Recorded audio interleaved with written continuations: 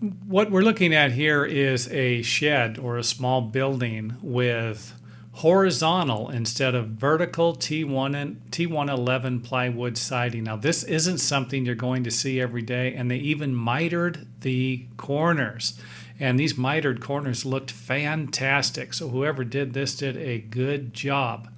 Now, something you need to know if you are going to use horizontal siding like this or T111, you're going to run it horizontal instead of vertical, will be the lap. The lap of the siding will be important, will be crucial. Now I went ahead and drew an illustration here. If you run the siding like this, the water will drain behind the lip of the bottom piece. It will actually get caught, and with only one way to go, it's going to go back and leak into the building or leak onto the building paper or whatever you're using to protect the building underneath the plywood. Now, if you run it this way, you shouldn't have any problems.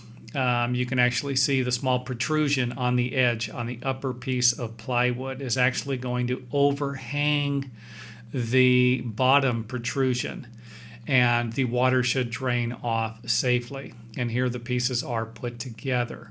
Now, one more thing I'd like to point out, and like I said, I've never seen this. This was on a small shed. I don't know if you'd be allowed to do something like this on a large building without some type of engineering.